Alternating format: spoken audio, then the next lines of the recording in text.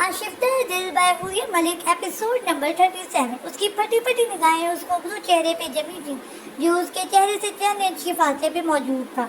उसकी निगाहों में छाई हैरत और बेयकीनी में धीरे धीरे खौफ के रंग चलके तो उसने उसके अपने मुंह पर जमे हाथ को अपने कांपते हाथों से हटाने की कोशिश की तो यमान ने बहुत ही सहूलत के साथ उसके दोनों हाथ अपने दूसरे हाथ में जकड़े तो बेबस लेडी आयशा की आंखों में आंसू तैरने लगे। वो मारे बेबसी और दिमाग में तारी ख्वाब के बायस अपने पैर तेज तेज खिलाती खुद को उस आने ग्रिप से आज़ाद करवाने लगी।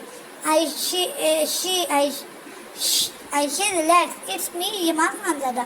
वो जानता था कि वो उसे पहचान के भी खुद पर बीतने वाली क़यामत के ज़ेरे असर इतनी खौफजदा थी। तभी वो बहुत आसानी से उसको कहता उसके चेहरे के मज़ीद करीब हुआ तो उसकी पुरतपिश सांसों की लपक और मुंह पे जमी उसकी हथेली के बायस उसे अपना सांस घुटता हुआ महसूस हुआ तो उसने बहती आंखों से उसे अपने मुंह से हाथ हटाने का इशारा किया। उसकी आंखों में झांकते यमान ने धीरे से अपनी मजबूत हथेली उसके होठों से हटाई तो अगले ही लम्हे वो दाढ़े मार मार के रोती यमान के गिरेबान को दोनों हाथों में दबोचती उसके सीने में सिमट गई। यमान शिद्दतों से रोते हुए उसके लरसते होठों से उसका नाम एक सिसकारी की सूरत निकला। मैंने एक अरसे से तुझे विर्द में रखा है, मेरे होठों पे तेरे नाम के छाले हैं बहुत सीन के।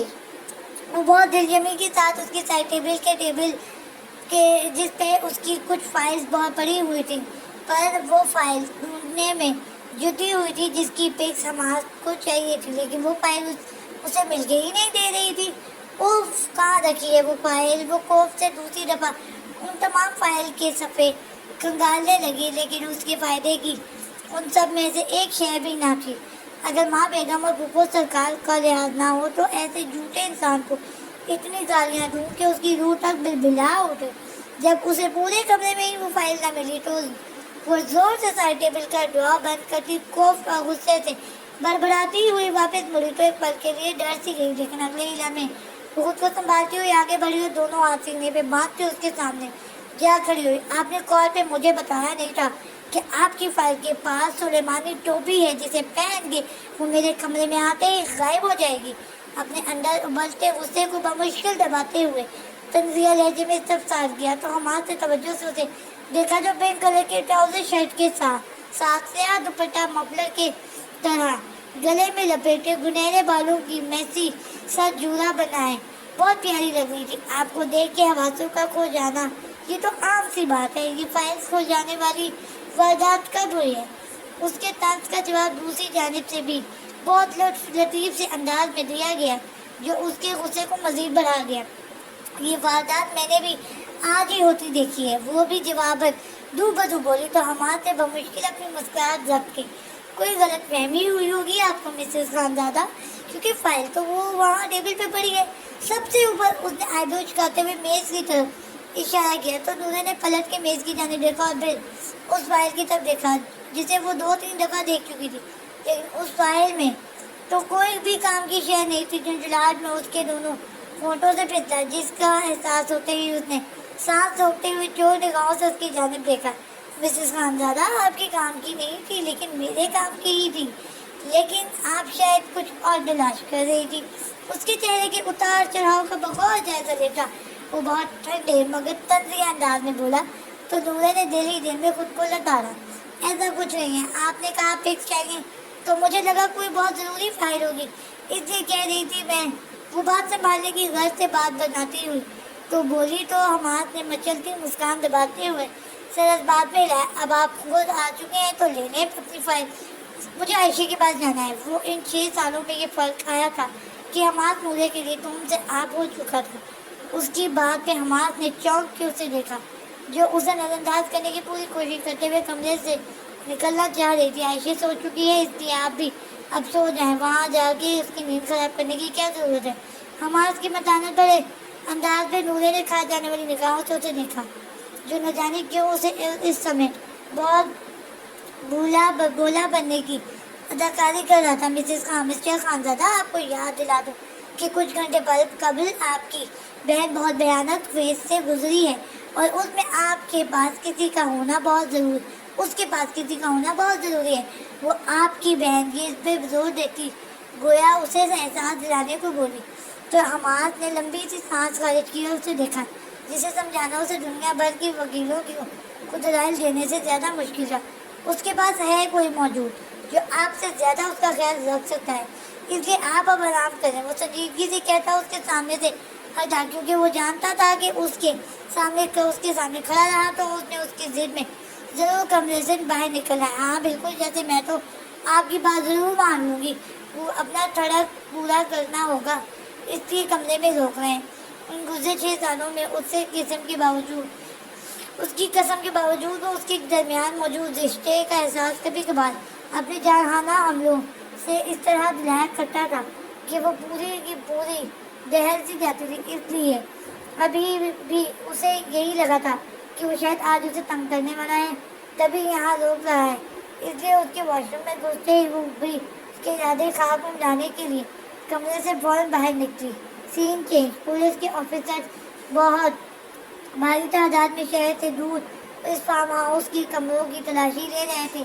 تلاشی لینے والے آفیسر کے ہاتھوں میں کتوں کی زنجیریں بھی تھیں، جو زبان باہر ہر شہر سننے اور چھوٹے جا رہے تھے، لیکن فارم ہاؤس کے کسی کمرے میں انہیں کوئی مشکوک شے نہ ملی تھی، ماں سے وہیں کمرے میں موجود 4 لاشوں اور کمرے کے باہر لان اور گیٹ کے پاس پڑی لاشوں کے علاوہ کمرے میں کوئی بھی مشکوک شے نہ تھی۔ حتیٰ کہ کمرے میں وہ رسی بھی نہیں تھی جس سے عائشہ کے ہاتھ باندھے گئے تھے، اور نہ ہی وہ کپڑا تھا جو عائشہ کے منہ پر ڈالا گیا تھا۔ ان ڈیڈ باڈیز کو گاڑی میں رکھواؤ۔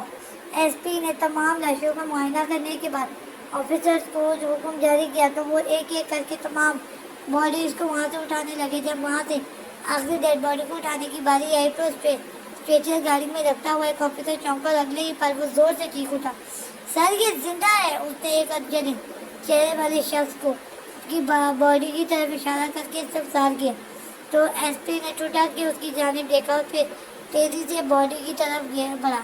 جلدی سے باڈی کو لے کے ہاسپٹل پہنچو۔ وہ جلدی سے کہتا وہ خود ہی اپنی گاڑی کی طرف بڑھا اور موبائل پہ 1 نمبر تیزی سے ملانے لگا۔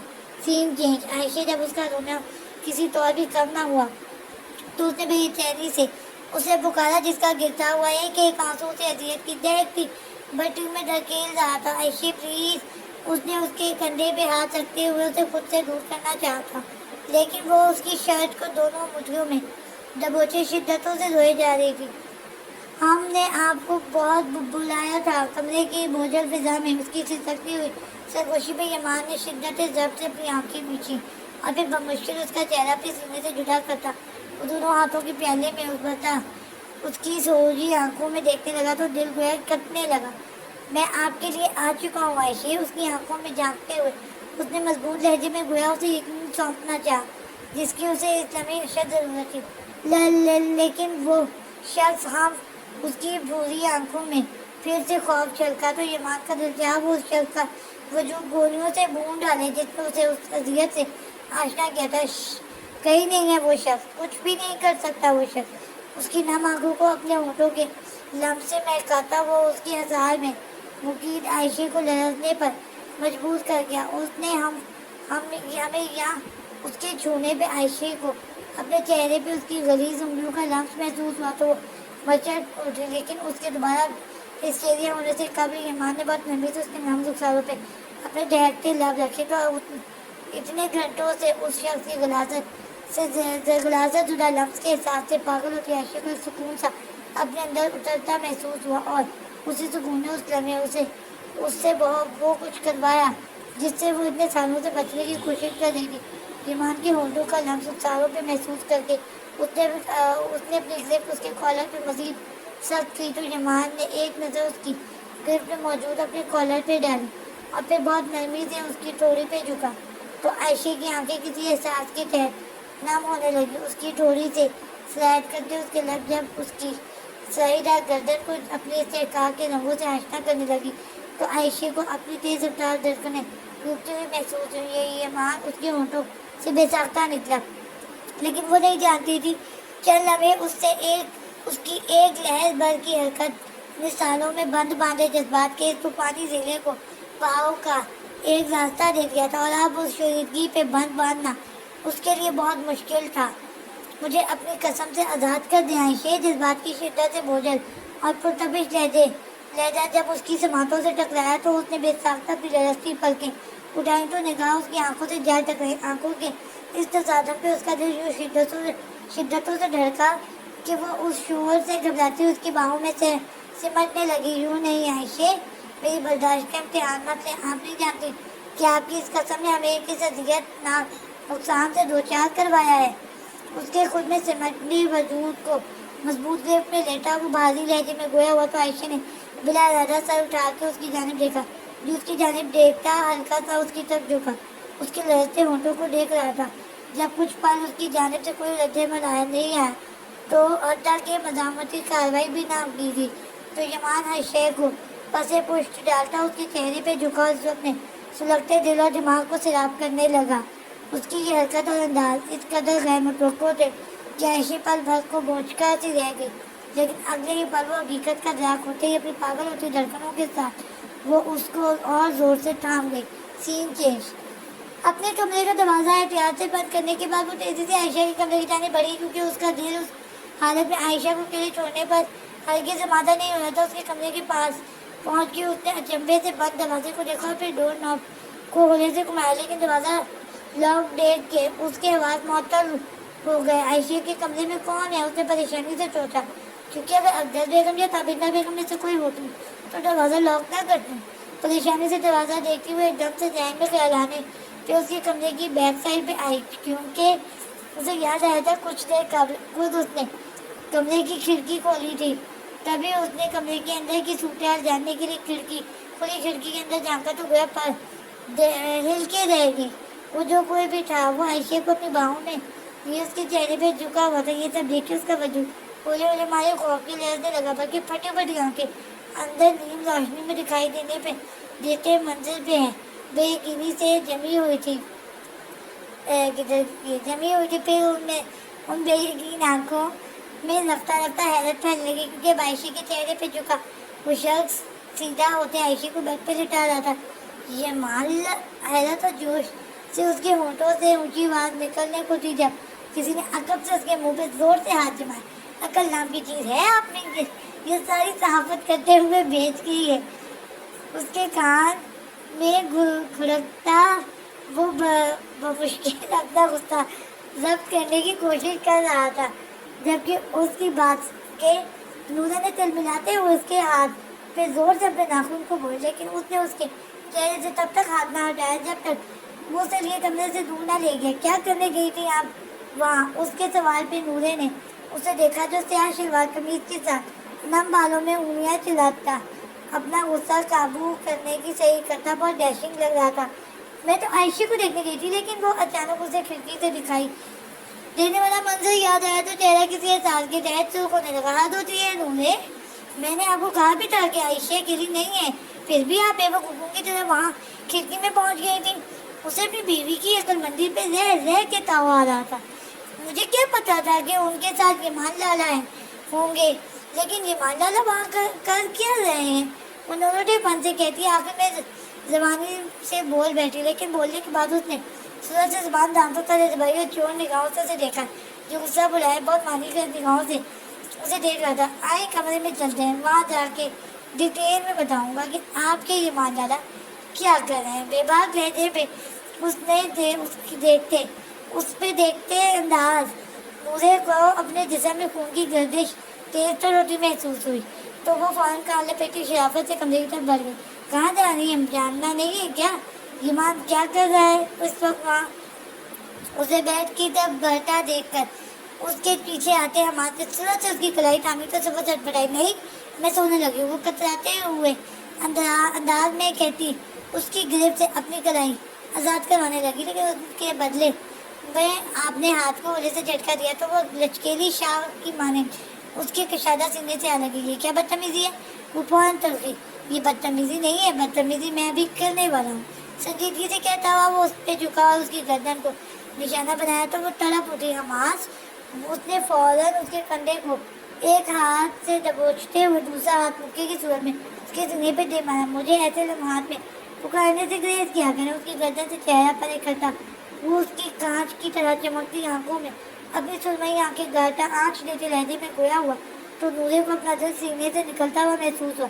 या फिर तब पुकारिएगा जब वे तमाम तर शिद्दतों को बर्दाश्त करने की हिम्मत खुद में कर सकें। उसके कान पे बने जख्म पे अपने लब रखता हुआ भारी लहजे में खोया हुआ तो नूरे को अपना दिल अपनी कनपटियों पे धड़कता महसूस हुआ। उसकी कैफियत को जांचता हुआ अपने बेलगाम जज्बात की जनाबे खींचता उससे दूर हटा तो नूरे ने बोझल पल के उठा के उसकी पुश्त को देखा। मैं शायद इन मोहब्बतों को अपने इंतकाम के बाद महसूस कर सकूंगी। उसकी पुश्त को तकते हुए उसने भारी होते दिल के साथ बेड की तरफ कदम बढ़ाए जबकि वो अपने मोबाइल पे नंबर डाटा स्टडी रूम की तरफ बढ़ चुका था। चेंज फंसू के इस माहौल में फकत उनकी भारी और तेज धड़कनों का शोर मचल रहा था जब तलातम के जमात के बाद वो उसकी बेदम होती हालत के बायस उसकी सांसों को ज़्यादा बचता पीछे बढ़ा और उसे ओले से बेड पे लिटाया। ईमान ने उसे बेड पे लिटाने के बाद जब ईमान ने अपनी शर्ट के बटन खोले शुरू किए तो बेड पे चिट लेती आयशे को गोया आने वाली सातों का जाग हुआ और वो सुस्त पड़ती धड़कनों के साथ फौरन बोलती उठने लगी। लेकिन अपनी शर्ट पर उछालते ईमान ने आहिस्ता से उसकी कंधों पे हाथ रखते हुए उसे वापस लिटाया। आई एम सॉरी लेकिन ये मज़ामत अब बेकार है। बहुत कुछ जताती उस सरगोशी पे आयशे के बदन से गोया जान निकलने लगी। उसकी नरम हथेलियों को अपनी गिरफ्त में लेटा वो उसकी खौफजदा वजूद को अपनी पनाहों में समेटता उस पे अपने इस्तेकाम के गहरे रंग जमाने लगा तो वो उसकी बाहों में सिमटती आयशे अपनी बातों और कस्मों को बोलती उस मोहब्बत और शिद्दत से भरे हंसा में मुकीद इन नसीहतनाक लम्हों को बुलाने की कोशिश करके अपनी मज़ामत तर्क कर दी। उसकी पेशरफ्तगी में इस कदर शिद्दत और वालियानापन था कि वो हार मानती तेज होती धड़कनों के साथ उसकी गर्दन के गिर्द बाजू हाल करती अपनी खुद सुपुर्दगी का ऐलान कर गई।